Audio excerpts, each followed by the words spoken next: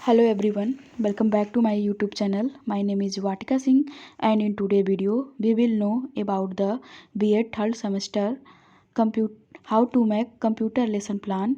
But before starting this video, don't forget to subscribe my channel and press the bell icon for further upcoming video. तो चलिए friends, बिना time waste किए हुए हम इस video को स्टार्ट कर लेते हैं। कंप्यूटर में पाठ योजना बनाने के लिए आपको सबसे पहले अपने फाइल के फर्स्ट पेज पे फर्स्ट ऑफ ऑल आपको लिखना होता है पाठ योजना। इसको हम हेडिंग या टैग लाइन कहते हैं। इसको बिल्कुल ही बीचों बीच सेंटर में बोल्ड में बहुत सुंदर ढंग से आपको इसको लिखना होता है। तो पहले हम यहाँ पे यह जान लेते हैं कि यह पाठ योजना क्या होता है, इसका मतलब क्या होता है। पाठ योजना किसी पाठ के आवश्यक बिंदुओं की एक रूपरेखा होता है जिसे कि हम पाठ योजना कहते हैं। उसके बाद आप लिखते हो विद्यालय का नाम।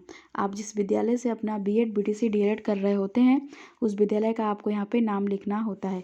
उसके बाद आप लिखते हैं छात्रा अध्यापिका का नाम। उसके बाद आप लिखते हैं दिनांक, जिस डेट को आप अपनी पाठ्य योजना को बनाते हैं या जिस डेट को आप टीचिंग करने के लिए जाते हैं उस डेट को आपको दिनांक में लिखना होता है।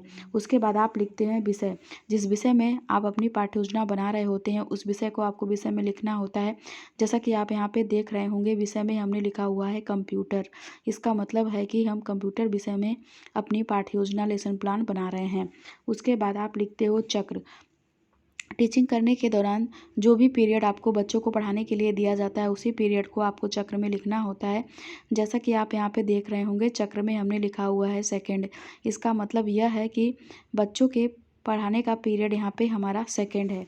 उसके बाद आप लिखते हो कक्षा। आप जिस भी कक्षा के लिए अपनी पाठ्य योजना लेसन प्लान बना रहे होते हैं उस कक्षा को आपको कक्षा में लिखना होता है। जैसा कि आप यहाँ पे देख पा रहे होंगे कक्षा में हमने लिखा हुआ है सेवेंथ। इसका मतलब यह है कि हम सेवेंथ क्लास के लिए अपनी पाठ्य योजना को बना रहे हैं। उसके बाद आप लिखते हो अवधि।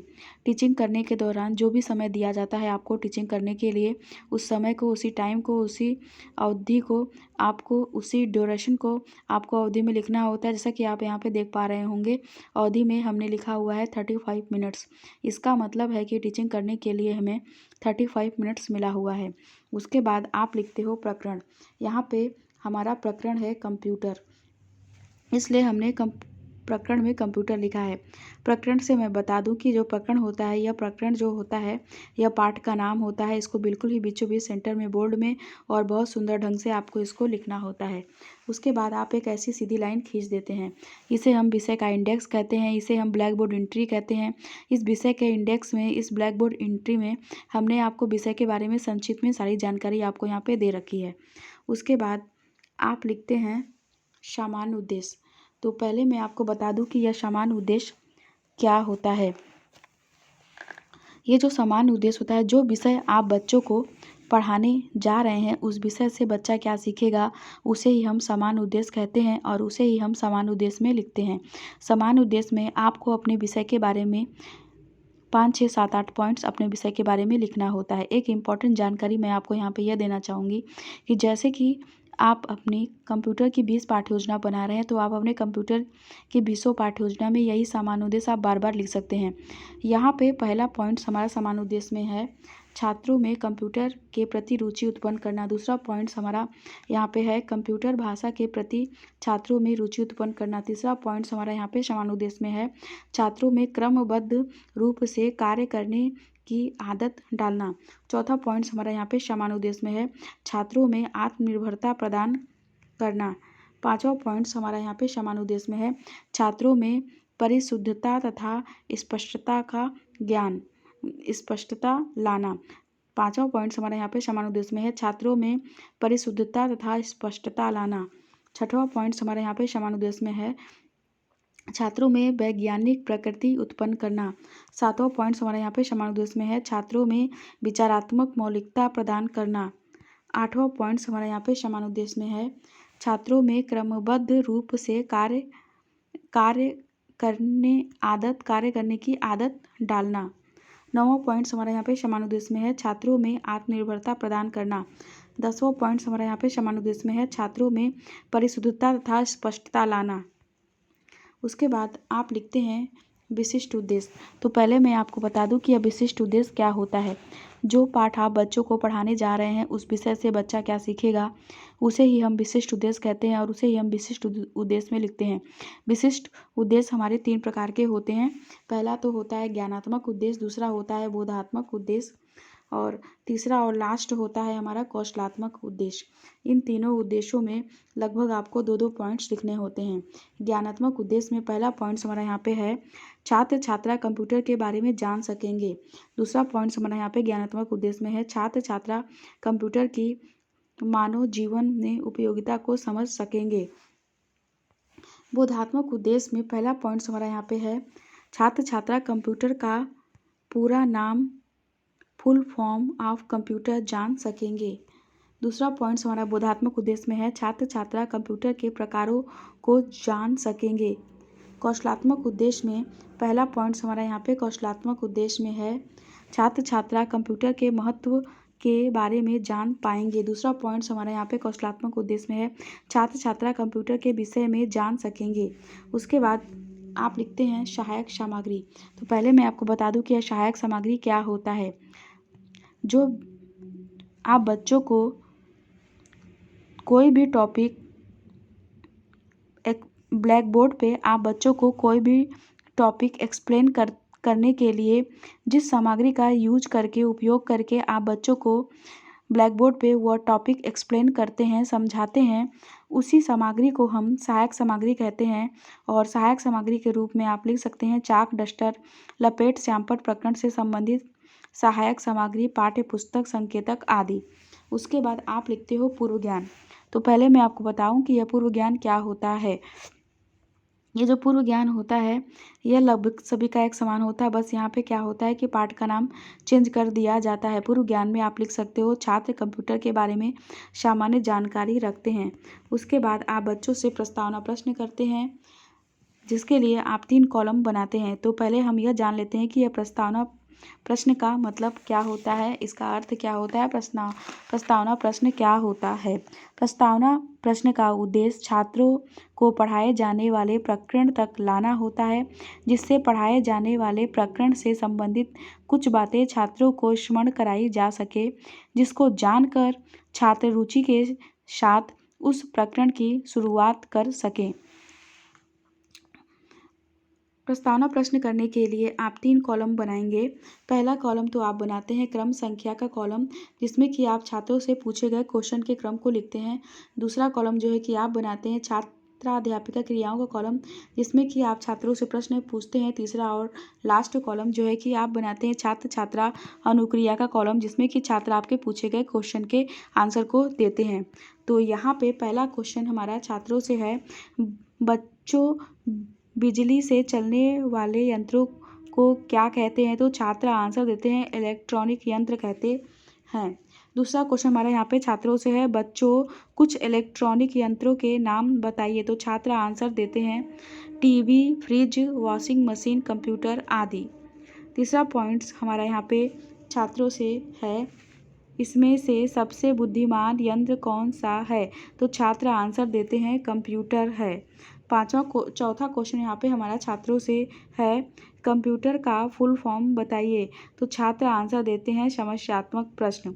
उसके बाद आप लिखते हैं उद्देश्य कथन। उद्देश्य कथन में आप लिख सकते हैं बच्चों आज हम लोग कंप्यूटर के बारे में विस्तार से अध्ययन करेंगे।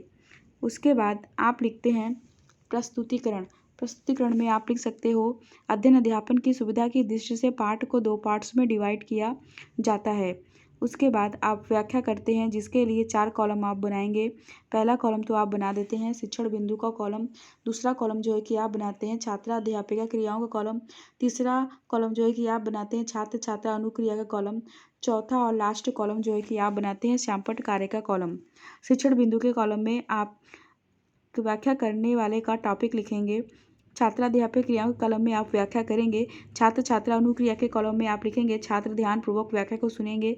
श्यामपट्ट कार्य के कॉलम में आप मुख्य पॉइंट्स को लिखेंगे। तो अब हम व्याख्या कर लेते हैं। शिक्षण बिंदु में हमने लिखा कंप्यूटर क्या है। छात्राध्यापक क्रियाओं में हम व्याख्या करेंगे। छात्र छात्रा अनुक्रिया के कॉलम में हम लिखेंगे छात्र ध्यानपूर्वक व्याख्या को सुनेंगे।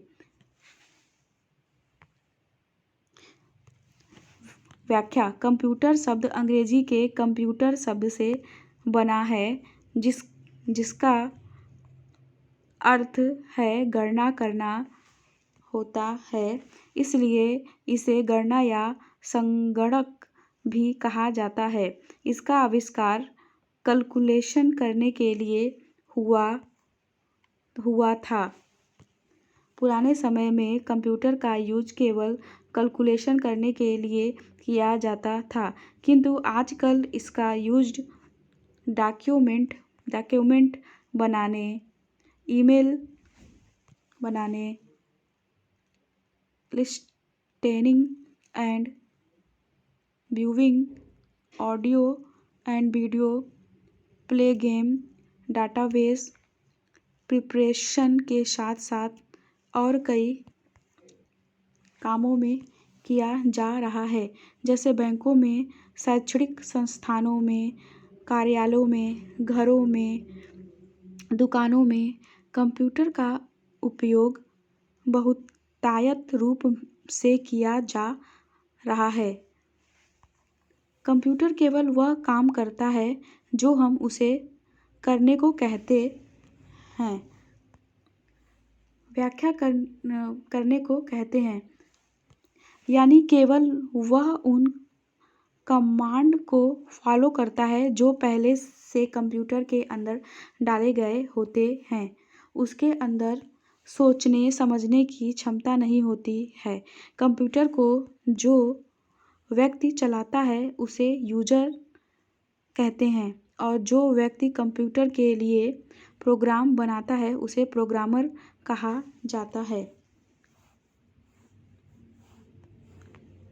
व्याख्या करने के बाद हम श्यामपट्ट कार्य के कॉलम में मुख्य पॉइंट्स के रूप में हम लिखेंगे। पहला पॉइंट्स, कंप्यूटर अंग्रेजी शब्द से बना है। दूसरा पॉइंट्स हम लिखेंगे श्यामपट्ट कार्य में कंप्यूटर का अर्थ गणना करना होता है।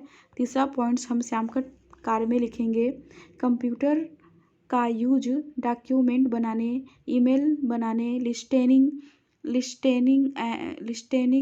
Music and viewing, audio and video, play game, database preparation के साथ साथ और कई काम किया जाता है।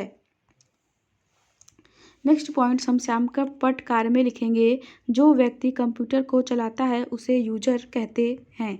व्याख्या करने के बाद हम छात्रों से बोधात्मक प्रश्न करेंगे, जिसके लिए हम 3 कॉलम बनाएंगे। पहला कॉलम तो हम बनाएंगे बोधात्मक प्रश्न का कॉलम, जिसमें कि हम छात्रों से पूछे गए क्वेश्चन के क्रम को लिखेंगे। दूसरा कॉलम जो है कि हम बनाते हैं छात्राध्यापक क्रियाओं का कॉलम, जिसमें कि हम छात्रों से प्रश्न पूछेंगे। तीसरा और लास्ट कॉलम जो है कि हम बनाते हैं छात्र छात्रा अनुक्रिया कॉलम, जिसमें कि छात्र हमारे पूछे गए क्वेश्चन के आंसर को देंगे। तो यहाँ पे पहला क्वेश्चन हमारा छात्रों से है, कंप्यूटर के अंदर सोचने समझने की क्षमता होती है? तो छात्र आंसर देते हैं नहीं होती है। दूसरा क्वेश्चन हमारा यहाँ पे छात्रों से है, जो व्यक्ति कंप्यूटर के लिए प्रोग्राम बनाता है उसे क्या कहते हैं? तो छात्र आंसर देते हैं उसे प्रोग्रामर कहते हैं। तीसरा उसे प्रोग्रामर कहते हैं। उसके बाद बोधात्मक प्रश्न छात्रों से करने के बाद हम फिर से व्याख्या करते हैं, जिसके लिए हम फिर से वही सब सारी प्रतिक्रिया को दोहराएंगे।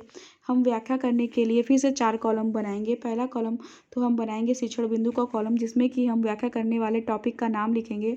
दूसरा कॉलम जो है कि हम बनाते हैं छात्राध्यापक क्रियाओं का कॉलम, जिसमें कि हम व्याख्या करेंगे।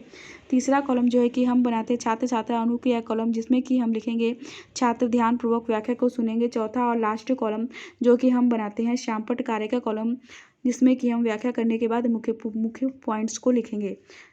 तो अब हम व्याख्या कर लेते हैं। शिक्षण बिंदु के कॉलम में हम लिखेंगे कंप्यूटर का फुल फॉर्म क्या होता है? तो अब हम व्याख्या करते हैं। कंप्यूटर का फुल फॉर्म होता है commonly operated machine particularly used in technical and educational research होता है। कंप्यूटर का आविष्कार चार्ल्स बेबल्स ने किया था।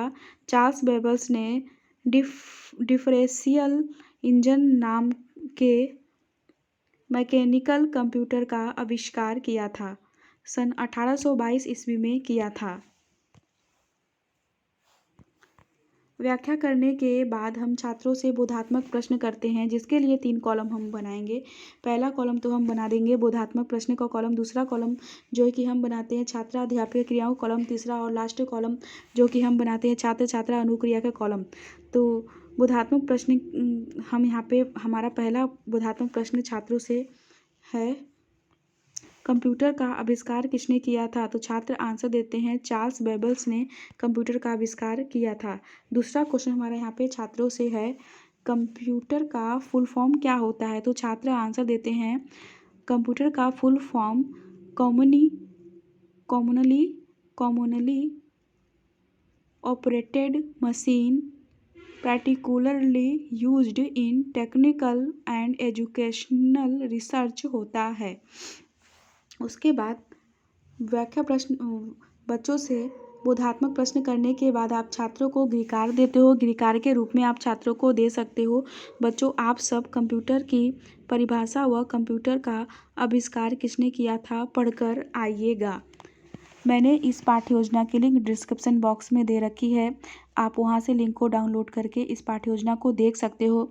बाय द वे कभी होता है कि लिंक ओपन नहीं होता, तो आप वीडियो को पॉज करके भी लेसन प्लान को देख सकते हैं। अगर आप हमारे चैनल पे नए हैं तो आप हमारे चैनल को सब्सक्राइब करिए, साथ ही साथ बेल आइकन को भी प्रेस ज़रूर कर लीजिएगा, ताकि हम जब नया वीडियो अपना अपलोड करेंगे तो उसकी नोटिफिकेशन अपडेट आपको जल्द मिल जाएगी, जिससे कि आप हमारे आने वाले न्यू वीडियो को मिस नहीं कर पाएंगे। तो हम आपसे फिर से मिलते हैं अपने नेक्स्ट वीडियो के साथ। Thank you so much for watching my video and subscribe my channel.